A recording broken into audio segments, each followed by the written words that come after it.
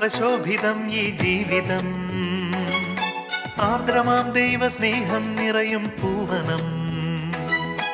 ആതുരപൂർണ പ്രശോഭിതം ഈ ജീവിതം, ആർദ്രമാം ദൈവസ്നേഹം നിറയും പൂവനം. സ്നേഹദീപനാളമായി വിളങ്ങും ധന്യജീവിതം.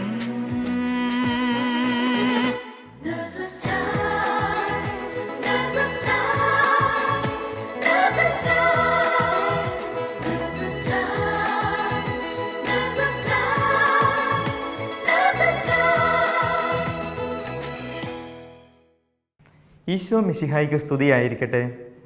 ദൈവസ്നേഹത്തിൻ്റെ ആഴം അനുഭവിച്ചറിയുന്ന ഇന്നത്തെ നേഴ്സസ് ടൈമിലേക്ക് നിങ്ങളേവരെയും ഏറെ സ്നേഹത്തോടെ സ്വാഗതം ചെയ്യുന്നു. പാവങ്ങളുടെ അമ്മ എന്നറിയപ്പെടുന്ന വിശുദ്ധ മദർ തെരേസ ഇപ്രകാരം പറയുന്നു: സ്നേഹം എന്നത് യേശുവിന് ചുംബിക്കാനുള്ള അകലത്തിൽ നിങ്ങൾ എത്തി എന്നുള്ളതിൻ്റെ അടയാളമാണ്. ഇന്ന് അജ്മാൻ നേഴ്സസ് മിനിസ്ട്രിയിൽ നിന്നുള്ള ഒരു കുടുംബം തങ്ങളുടെ കുഞ്ഞിന് ലഭിച്ച രോഗസൗഖ്യത്തെക്കുറിച്ച് നമ്മോട് പങ്കുവയ്ക്കുമ്പോൾ ഇന്നും ജീവിക്കുന്ന കർത്താവിൻ്റെ പ്രവൃത്തികളെ ഓർത്ത് നമുക്കവിടുത്തെ സ്തുതിക്കാം.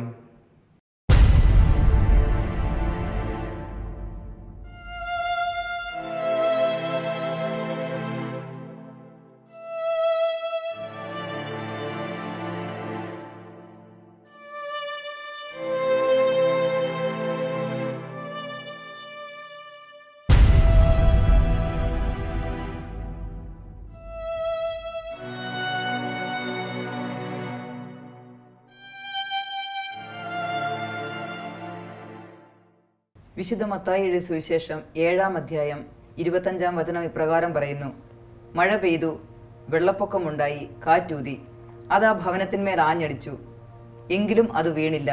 എന്തുകൊണ്ടെന്നാൽ അത് പാറമേൽ പണിതതായിരുന്നു. ഇപ്രകാരം കർത്താവായ ക്രിസ്തുവാകുന്ന പാറമേൽ വിശ്വാസത്താൽ പണിത ഒരു ഭവനത്തോടൊപ്പമാണ് ഇന്ന് ഞാൻ ആയിരിക്കുന്നത്. നമുക്കിവരെ ഒന്ന് പരിചയപ്പെടാം. എൻ്റെ പേര് റീന. ഇത് എൻ്റെ ഹസ്ബൻഡ് ജിബി. ഇത് ദൈവം ഞങ്ങൾക്ക് ദാനമായി തന്ന കുഞ്ഞ് ജിയന്ന. ഞങ്ങൾ കുടുംബമായിട്ട് ഈ ദുബൈയുടെ പ്രദേശത്ത് താമസിക്കുന്നു. ഞങ്ങൾ നാട്ടിൽ കോന്നിയിലാണ് താമസിക്കുന്നത്. 4 മാസത്തിന് ശേഷമാണല്ലോ റീന ഇപ്പം നമ്മൾ വീണ്ടും കാണുന്നത്. 6 മന്ത്സ് ഉള്ള ഒരു കുഞ്ഞ് എക്സ്ട്രീം പ്രീ ടൈം ആയിട്ട് NICUയിലേക്ക് വരുന്നു. അപ്പം അതിനു മുൻപ് ഒരു 11 വർഷത്തെ കാത്തിരിപ്പുണ്ടായിരുന്നു നിങ്ങൾക്ക്. തീർച്ചയായിട്ടും സിസ്റ്റർ. അപ്പം അതിനെക്കുറിച്ചൊന്ന് പറയാമോ? തീർച്ചയായിട്ടും പറയാം സിസ്റ്റർ. ഞങ്ങൾ 11ാമത്തെ വർഷമാണ് ഇപ്പം ഞങ്ങളുടെ വിവാഹ ജീവിതത്തിൽ. അതിനു മുമ്പ് ഞങ്ങൾക്ക് 2 കുഞ്ഞുങ്ങൾ കൺസീവ് ആയായിരുന്നു. പക്ഷേ ഫസ്റ്റ് 2 മന്ത് ആയപ്പോഴത്തേന് അബോഷനായി. സെക്കൻഡ് 3rd മന്ത് ആയപ്പോൾ അബോഷനായി. അപ്പം ഞങ്ങൾക്ക് ശരിക്കും ഒരു പ്രീഷ്യസ് ആയിട്ട് 3ാമത് ദൈവം തന്നൊരു കുഞ്ഞാണിത്. ഞങ്ങൾ ഇങ്ങനെയായിരുന്നു പ്രാർത്ഥിച്ചിരുന്നത്: ദൈവമേ, ഞങ്ങൾക്ക് ദൈവിക ജ്ഞാനമുള്ള, ദൈവിക അറിവുള്ള, ദൈവിക സൗന്ദര്യമുള്ള, ദൈവത്തിന് വേണ്ടി ഒരുക്കുന്ന അഭിഷേകമുള്ള ഒരു കുഞ്ഞിനെ ഞങ്ങൾക്ക് തരണേന്ന് ഞങ്ങൾ കൈകോർത്ത് പിടിച്ച് നിരന്തരമായിട്ട് ഞാനും എൻ്റെ ജീവിത പങ്കാളിയും പ്രാർത്ഥിച്ചിരുന്നു. ദൈവം ഞങ്ങളുടെ പ്രാർത്ഥന മാനിച്ചു. ഞങ്ങൾക്ക് ഈ 11ാമത്തെ വർഷം ഞങ്ങൾക്ക് ഈ കുഞ്ഞിനെ നൽകി അനുഗ്രഹിച്ചു. പക്ഷേ അതിൻ്റെ ഇടയിലും ഞങ്ങൾക്ക് കുറേ കാര്യങ്ങൾ ഫേസ് ചെയ്യേണ്ടി, കുറേ സഹനങ്ങളിലൂടെ കടന്നു പോകേണ്ടി വന്നു. അങ്ങനെയാണ് ഞങ്ങൾക്ക് ഈ കുഞ്ഞിനെ ഞങ്ങളുടെ കയ്യിൽ കിട്ടുന്നത്. കാരണം ഞാൻ ജനുവരിയിലാണ് പ്രഗ്നൻ്റ് ആകുന്നത്. ആ സമയത്ത് തൊട്ട് എനിക്ക് ബ്ലീഡിങ്ങിന് ഞാൻ വീക്ക്ലി ഇഞ്ചക്ഷൻ എല്ലാം കണ്ടിന്യൂസ് എടുക്കുന്നുണ്ടായിരുന്നു. 5 മന്ത് ആയപ്പോഴത്തേന് നമ്മൾ നാട്ടിലേക്ക് പോകാമെന്ന് തീരുമാനിച്ചു. പക്ഷേ ആ 5ാം മാസം നാട്ടിൽ പോകാൻ വേണ്ടി കോവിഡ് ടെസ്റ്റ് ചെയ്തപ്പോൾ അത് പോസിറ്റീവായി. ആ കാരണത്താൽ പിന്നെ നാട്ടിൽ പോകാൻ പറ്റാതായി. ശരിക്കും അടുത്ത ദിവസം എനിക്ക് സ്കാനിങ് ഉണ്ടായിരുന്നു. പക്ഷെ ഞങ്ങൾ സ്കാനിങ് പോസിറ്റീവ് ആയതുകൊണ്ട് സ്കാനിങ് ചെയ്യാൻ പറ്റിയില്ല. അപ്പം ഞങ്ങൾ അതിന് വേണ്ടി വെയിറ്റ് ചെയ്തു. ഒരു 3 വീക്സ് കഴിഞ്ഞ് വീണ്ടും ചെയ്തു. അപ്പോഴും പോസിറ്റീവ് തന്നെ വന്നുകൊണ്ട് പിന്നെയും ഒരു 1 വീക്ക് വെയിറ്റ് ചെയ്തതിന് ശേഷമാണ് ഞങ്ങൾ സ്കാനിങ്ങിന് പോകുന്നത്. പക്ഷേ സ്കാനിങ് ചെല്ലുമ്പം എന്താ സെർവിക്സ് ഫുള്ളി ഓപ്പൺ ആണ്. അപ്പോൾ ഇനി ഒന്നും ചെയ്യാൻ പറ്റത്തില്ല. നമ്മൾ അഡ്മിറ്റായി പറ്റത്തുള്ളൂ. അത് ശരിക്കും 23 വീക്സ് ആയിട്ടേ ഉള്ളൂ. നമുക്ക് യാതൊരു മാർഗ്ഗവുമില്ല. നമ്മളങ്ങനെ ഹോസ്പിറ്റലിൽ അഡ്മിറ്റ് ആവുന്നു. പിന്നെ അവിടെ വെച്ചിട്ട് പക്ഷേ ദൈവത്തിൻ്റെ കരുണയാൽ 1 വീക്ക് കൂടെ ദൈവം നീട്ടിത്തന്നു. 24 വീക്സും 1 ഡേയും കൂടെ കുഞ്ഞ് ഹോസ്പിറ്റലിൽ എനിക്ക് കുഞ്ഞിൻ്റെ ഉദരത്തിൽ കിടന്നു. അങ്ങനെ ഇഞ്ചക്ഷനൊക്കെ കുഞ്ഞിൻ്റെ കിഡ്നിയൊക്കെ മെച്യൂർ ആകാനുള്ള ഇഞ്ചക്ഷനൊക്കെ നൽകി കുഞ്ഞിനെ ഇതാക്കിയെടുത്ത് നോർമലായിട്ട് തന്നെ ഡെലിവറി നടന്നു. പക്ഷെ ആദ്യം അവർ കോംപ്ലിക്കേഷൻസ് ഒക്കെ പറഞ്ഞു, ഉടൻ തന്നെ സിസേറിയൻ വേണമെന്നൊക്കെ പറഞ്ഞു. പക്ഷെ അത് കഴിഞ്ഞിട്ട് ഡോക്ടേഴ്സ് പറഞ്ഞു വേണ്ട, ഈ കുഞ്ഞിനെ നമുക്ക് കിട്ടുമെന്ന് യാതൊരു പ്രതീക്ഷയില്ല, അപ്പം നോർമൽ മതി. പക്ഷെ ഞാനും എൻ്റെ ഹസ്ബൻഡും പറഞ്ഞു അല്ല, ഞങ്ങൾക്ക് സിസേറിയൻ തന്നെ ചെയ്തെടുക്കാമെന്ന് പറഞ്ഞു. പക്ഷെ എന്നാലും അവരത് വില്ലിങ് അല്ലായിരുന്നു. ഡോക്ടേഴ്സ് അതിന് നമ്മളെ സമ്മതിച്ചില്ല. കാരണം അടുത്തൊരു കുഞ്ഞിനെ നമുക്ക് കൺസീവ് ചെയ്യാൻ പിന്നെ പറ്റുമോ എന്നുള്ള ബുദ്ധിമുട്ടുണ്ടാവും. പക്ഷേ ദൈവകൃപയാൽ നോർമലായിട്ട് തന്നെ ഡെലിവറി നടന്നു. പക്ഷേ കുഞ്ഞ് ജനിച്ച ഉടൻ തന്നെ കരഞ്ഞൊന്നുമില്ല.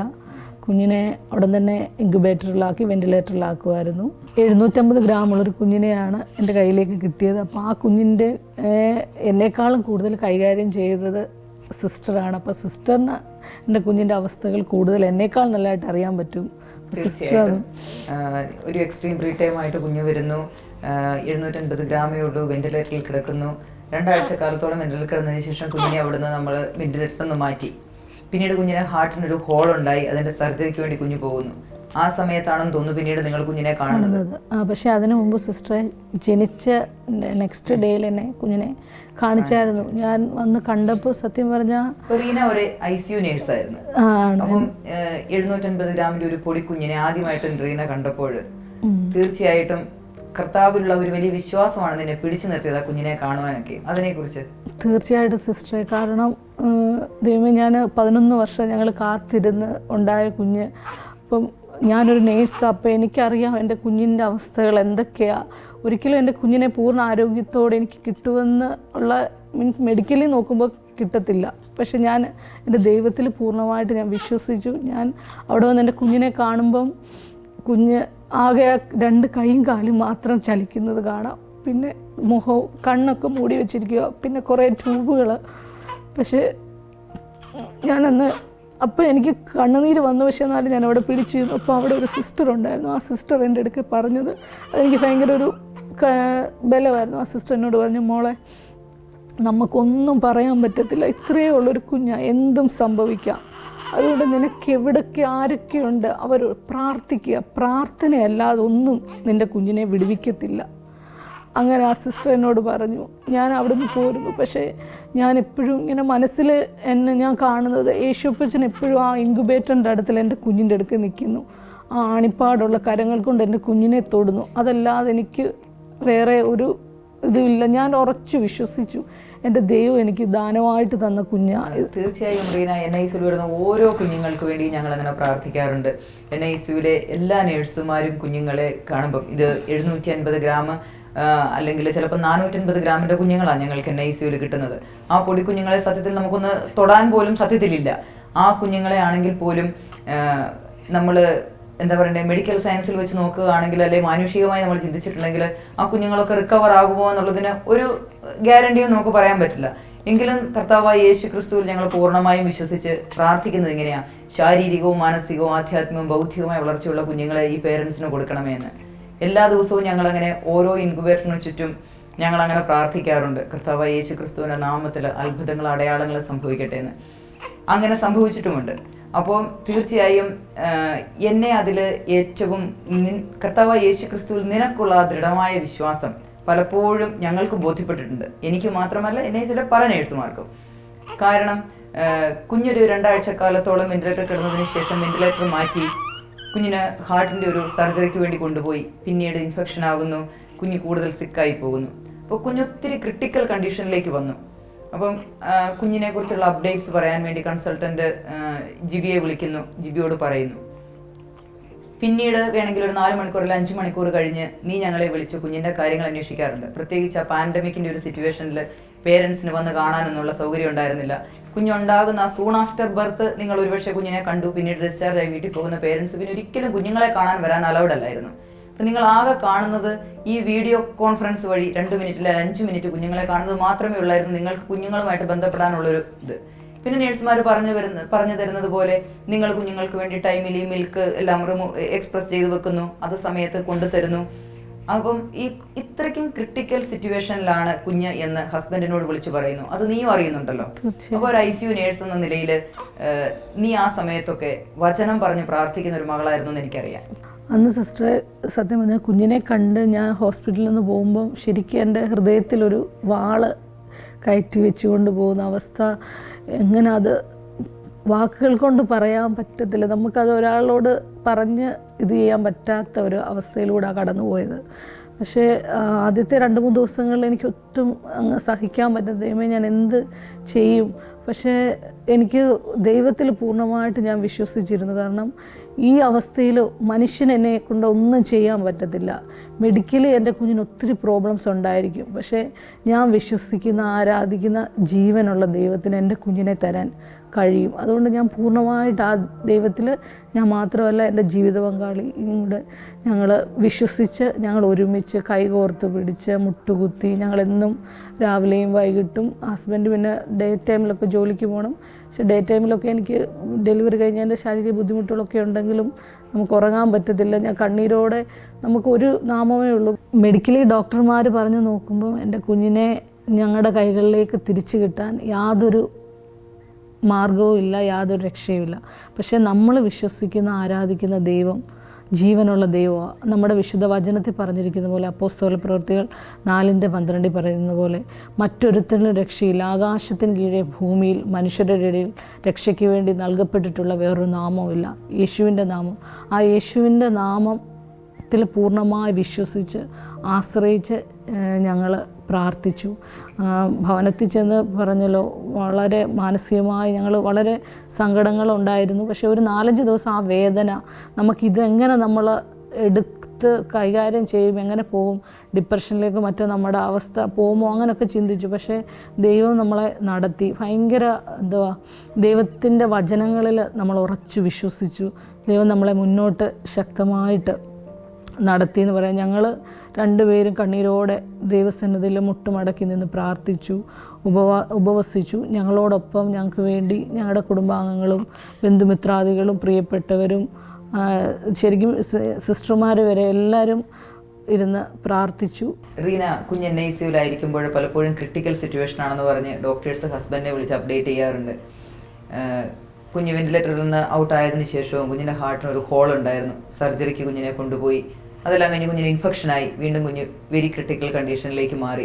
അപ്പം ഡോക്ടേഴ്സ് അങ്ങനെ വിളിച്ച് ഹസ്ബൻഡിനോട് പറഞ്ഞതിന് ശേഷവും 2-3 മണിക്കൂർ കഴിയുമ്പോൾ നീ NICUലേക്ക് ഫോൺ വിളിച്ചിട്ട് കുഞ്ഞിന് എങ്ങനെയുണ്ട് സിസ്റ്റർ എന്ന് ചോദിക്കുമ്പം ഡോക്ടേഴ്സ് രാവിലെ ഹസ്ബൻഡിനോട് സംസാരിച്ച് അതേ സിറ്റുവേഷനിൽ അതേ കണ്ടീഷനിൽ തന്നെ തുടരുന്നു എന്ന് ഞങ്ങൾ പറയുമ്പോഴും, സിസ്റ്ററെ എനിക്ക് പൂർണ്ണ വിശ്വാസമുണ്ട്, ജീവിക്കുന്ന എൻ്റെ ദൈവം പൂർണ്ണ ആരോഗ്യമുള്ള ഒരു കുഞ്ഞിനെ എനിക്ക് തരുമെന്ന് പറഞ്ഞ് നീ ഞങ്ങളോട് വചനം പറയുന്നത് സത്യത്തിലുള്ള നിൻ്റെ ആ വിശ്വാസം കണ്ട് ഞങ്ങൾ അതിശയിച്ചിട്ടുണ്ട്.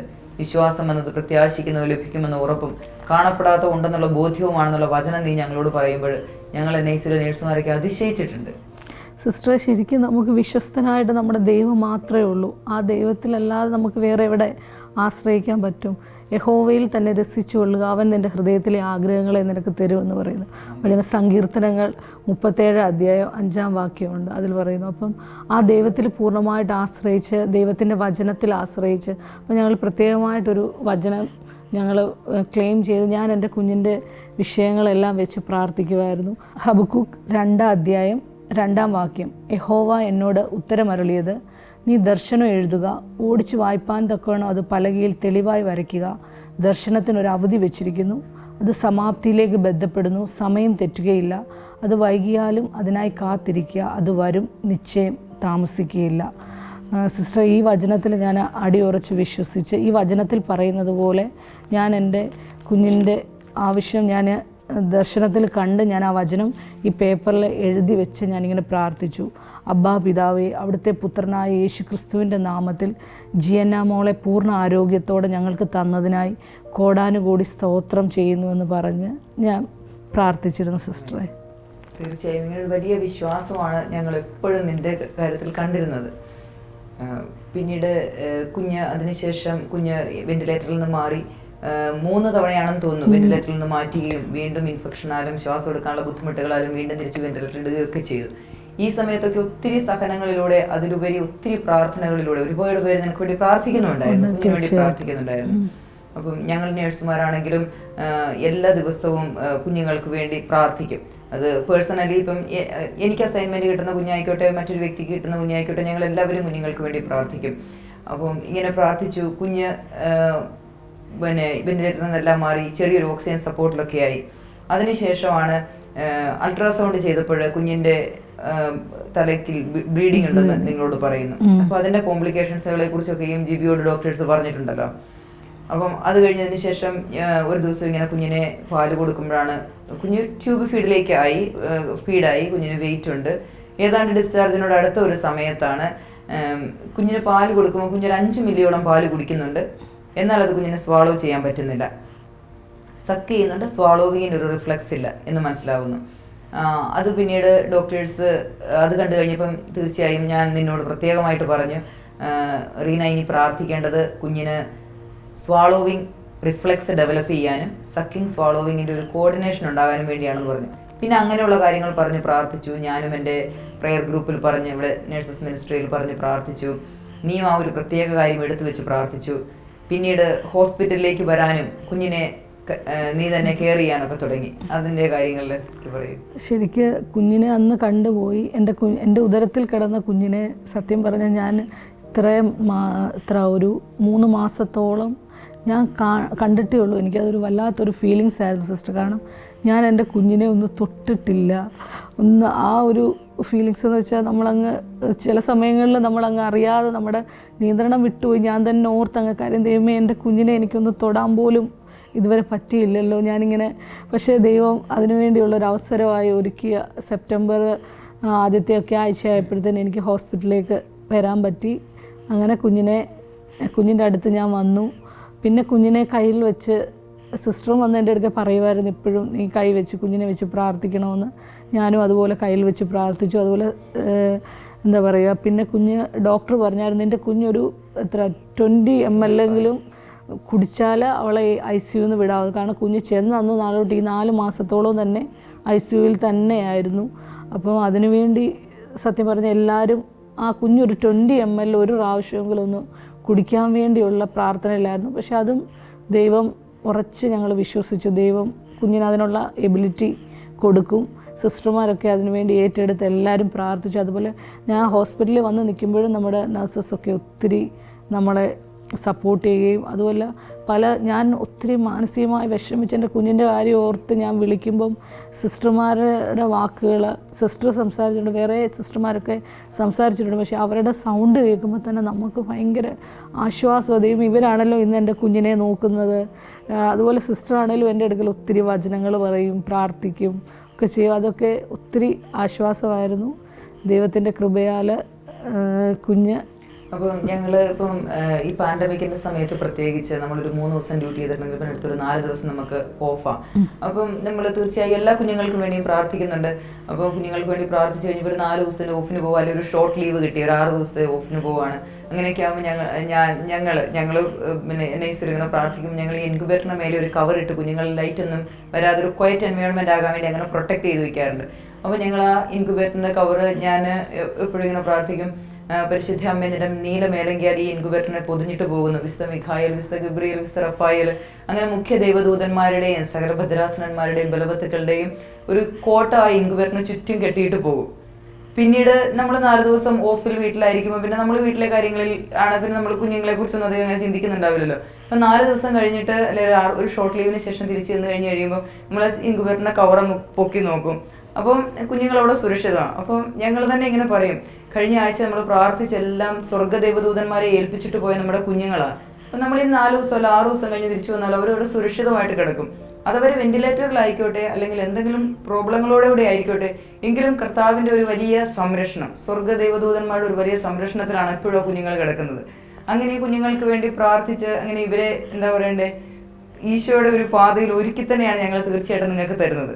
അപ്പോൾ അതൊക്കെ ഒരു വലിയ കൃപയാണ്. പിന്നെ ഞാൻ അതുപോലെ തന്നെ ഈ കുഞ്ഞുങ്ങളുടെ ശരിക്കും ഈ കുഞ്ഞിന് ഈ മിൽക്ക് കുടിക്കാനുള്ള ഒരു ബുദ്ധിമുട്ട് പറഞ്ഞു. 15 to 20 ml ഓഫ് മിൽക്ക് കുടിക്കുകയാണെങ്കിൽ കുഞ്ഞിനെ ICUവിൽ നിന്ന് അമ്മയുടെ കൂടെ അയക്കാമെന്നുള്ള പറഞ്ഞു. അപ്പം ഞാനെപ്പോഴും മാതാവിൻ്റെ ഒരു മിറാക്കുലസ് മെഡൽ എൻ്റെ അടുത്തുണ്ടായിരുന്നു. ഞാനത് കുഞ്ഞിൻ്റെ മേലെ വെച്ചിങ്ങനെ പ്രാർത്ഥിക്കുമായിരുന്നു. പരിശുദ്ധ അമ്മയെ കുഞ്ഞിന് വേണ്ടിയിട്ട് പ്രത്യേകമായിട്ട് ഈശോയുടെ സഹായം അപേക്ഷിച്ച് കുഞ്ഞത്രയും പാല് കുടിച്ച് സുരക്ഷിതമായിട്ട് കടന്നു പോകാനിടയാക്കണം. ജ്ഞാനത്തിലും പ്രായത്തിലും ദൈവത്തിൻ്റെയും മനുഷ്യരുടെയും സംപ്രീതിയിൽ ഈശോയെ വളർത്തിക്കൊണ്ട് വന്നത് പറഞ്ഞ പോലെ ഈ NICUവിൽ നിന്ന് കടന്നു പോകുന്ന ഓരോ കുഞ്ഞുങ്ങളെയും ഈശോയ്ക്ക് ഇഷ്ടമുള്ള മക്കളാക്കി വളർത്തണമേ, അങ്ങനെ പറഞ്ഞ് പ്രാർത്ഥിച്ചാണ് തീർച്ചയായും ഞങ്ങൾ ഓരോ കുഞ്ഞുങ്ങളെയോടെ NICUവിൽ പരിപാലിച്ചു പോരുന്നത്. സിസ്റ്ററെ, കുഞ്ഞിൻ്റെ ബ്രെയിനിൽ ബ്ലീഡിങ് ഉണ്ടെന്ന് പറഞ്ഞിരുന്നല്ലോ, അതാണെങ്കിൽ ഗ്രേഡ് 3 and 4 ആയിരുന്നു. അത് ശരിക്കും എന്താ പറയുക, ആ ബ്ലീഡിങ് തലയിൽ വെള്ളം കെട്ടി നിൽക്കുന്ന രോഗമായിട്ട് മാറി അത് ഭയങ്കര ഒരു കോംപ്ലിക്കേഷനിലേക്ക് ആകുമെന്നൊക്കെ ഡോക്ടേഴ്സ് പറഞ്ഞിരുന്നു. പക്ഷേ ദൈവത്തിൻ്റെ കൃപയാൽ, നമ്മുടെ പ്രാർത്ഥന, നമ്മുടെ ദൈവം വിശ്വസ്തനാകയാൽ ദൈവം അതിൽ നിന്ന് കുഞ്ഞിനെ പൂർണ്ണ ആരോഗ്യത്തോടെ വിടുവിച്ച് കുഞ്ഞിൻ്റെ ബ്ലീഡിങ് തന്നെ സ്റ്റോപ്പായി. ദൈവം അവിടെ അത്ഭുതകരമായിട്ടൊരു വിടുതൽ കുഞ്ഞിന് കൊടുത്തു. അത് സ്റ്റാറ്റിക് ആയിട്ട് നിന്ന് പിന്നീട് അത് ഡെവലപ്പ് ചെയ്തില്ല ഹൈഡ്രോകെഫാലസിലേക്ക്, അല്ലേ? അതെ സിസ്റ്റർ, ഇത്ര വലിയ കോംപ്ലിക്കേഷനിലൂടെയൊക്കെ കുഞ്ഞ് കടന്നു പോയെങ്കിലും ദൈവത്തിൻ്റെ കൃപയാൽ 124-ാമത്തെ ദിവസം കുഞ്ഞിനെ ഹോസ്പിറ്റലിൽ നിന്ന് ഡിസ്ചാർജായി. ഇപ്പം ജിയന്ന മോള് പൂർണ്ണ ആരോഗ്യത്തോടെ ദൈവം ഞങ്ങളുടെ കരങ്ങളിൽ തന്നു. നമ്മുടെ സങ്കീർത്തനക്കാരൻ പറയുന്ന പോലെ 34-ാം അധ്യായം 5-ാം വാക്യത്തിൽ പറയുന്നത് പോലെ, അവങ്കിലേക്ക് നോക്കിയൊരു പ്രകാശിതരായി അവരുടെ മുഖം ലജ്ജിച്ചു പോയതുമില്ല. നമ്മുടെ ദൈവത്തിൻ്റെ മുഖത്ത് നോക്കി വിളിച്ചപേക്ഷിക്കുന്ന ഒരാളും ലജ്ജിപ്പാൻ നമ്മുടെ ജീവനുള്ള ദൈവം അനുവദിക്കത്തില്ല. നമ്മൾ ഉറച്ച ദൈവത്തിൽ വിശ്വസിക്കുക, ദൈവം നമ്മളെ ശക്തിയോടെ മുന്നോട്ട് നയിക്കും. പ്രിയപ്പെട്ടവരെ, ഞങ്ങളെ കേൾക്കുന്ന നിങ്ങളോട് പറയാനുള്ളത്, നമ്മളുടെ ജീവിതത്തിൽ എത്ര വലിയ സഹനങ്ങളിലൂടെ നമ്മൾ കടന്നു പോയാലും അതിൽ നിന്നൊക്കെ വിടുവിക്കുന്ന ശക്തനായ ഒരു ദൈവം നമുക്ക് വേണ്ടി സ്വർഗത്തിലുണ്ട്. ആ ദൈവത്തിൽ നമ്മൾ ആശ്രയിച്ചാൽ ആ ദൈവം നമ്മളെ സഹായിക്കും, നമ്മളെ മുന്നോട്ട് നയിക്കും. അതിന് നിങ്ങളെയും സ്വർഗത്തിലെ ദൈവം സഹായിക്കട്ടെ എന്ന് പ്രാർത്ഥിക്കുന്നു. ആമേൻ. ജിയന്ന മോളെ, പ്രത്യാശയുടെ ദൈവം നിങ്ങളുടെ വിശ്വാസത്താൽ സകല സന്തോഷവും സമാധാനവും കൊണ്ട് നിങ്ങളെ നിറയ്ക്കട്ടെ. അങ്ങനെ പരിശുദ്ധാത്മാവിന്റെ ശക്തിയാൽ നിങ്ങൾ പ്രത്യാശയിൽ സമൃദ്ധി പ്രാപിക്കുകയും ചെയ്യട്ടെ. ആമേൻ. ഈശോമിശിഹായ്ക്ക് സ്തുതിയായിരിക്കട്ടെ. ദാനിയേൽ 3:17 ഇപ്രകാരം പറയുന്നു: ഞങ്ങൾ സേവിക്കുന്ന ഞങ്ങളുടെ ദൈവം എരിയുന്ന തീച്ചൂളയിൽ നിന്നും ഞങ്ങളെ രക്ഷിക്കാൻ കഴിവുള്ളവനാണ്. തന്നിൽ ആശ്രയിക്കുന്നവരെ ഒരു നാളും ലജ്ജിക്കാൻ അനുവദിക്കാത്ത കർത്താവിൻ്റെ വൻ കാരുണ്യത്തെ ഓർത്ത് നമുക്കവിടത്തേക്ക് നന്ദി പറയാം. ഒപ്പം അടിയുറച്ച വിശ്വാസം നമ്മിൽ വളരുവാനായി പ്രാർത്ഥിക്കാം. അതിനുള്ള കൃപയ്ക്കായി ലോകമെമ്പാടുമുള്ള എല്ലാ നഴ്സുമാരെയും അവരുടെ കുടുംബങ്ങളെയും പരിശുദ്ധ അമ്മയുടെ വിമല ഹൃദയം വഴിയായി ഈശോയ്ക്ക് സമർപ്പിച്ചുകൊണ്ട് നമുക്ക് പ്രാർത്ഥിക്കാം. ഓരോ നേഴ്സും ഒരു വിശുദ്ധനായി, ഒരു വിശുദ്ധയായി തീരട്ടെ. ആമേൻ. ദൈവമാതാവും ഞങ്ങളുടെ അമ്മയുമായ കന്യകാമറിയമേ, ഫാത്തിമാനാഥേ, എന്നെയും എൻ്റെ കുടുംബത്തെയും തിരുസഭയെയും മാനവകുലത്തെയും ലോകമെമ്പാടുമുള്ള നേഴ്സുമാരെയും അങ്ങേ വിമല ഹൃദയത്തിന് പ്രതിഷ്ഠിക്കുന്നു. അങ്ങേ ശക്തിയുള്ള സംരക്ഷണത്തിൽ ഞങ്ങളെ കാത്തുകൊള്ളണമേ. അങ്ങ് ഞങ്ങളുടെ നാഥയും സംരക്ഷകയുമാകണമേ. ആത്മീയവും ശാരീരികവുമായ സകല അപകടങ്ങളിലും ക്ലേശങ്ങളിലും നിന്ന് ഞങ്ങളെ രക്ഷിച്ചുകൊള്ളണമേ. എല്ലാറ്റിലും ദൈവേഷ്ടം കണ്ടെത്തി നിറവേറ്റുവാനും യേശുവിൻ്റെ തിരുഹൃദയത്തിന് പ്രീതികരമായ വിധത്തിൽ ജീവിച്ച് സ്വർഗഭാഗ്യത്തിലെത്തിച്ചേരുവാനും കാരുണ്യനാഥേ, ഞങ്ങളുടെ സ്നേഹമുള്ള അമ്മേ, ഞങ്ങളെ സഹായിക്കണമേ. ആമേൻ.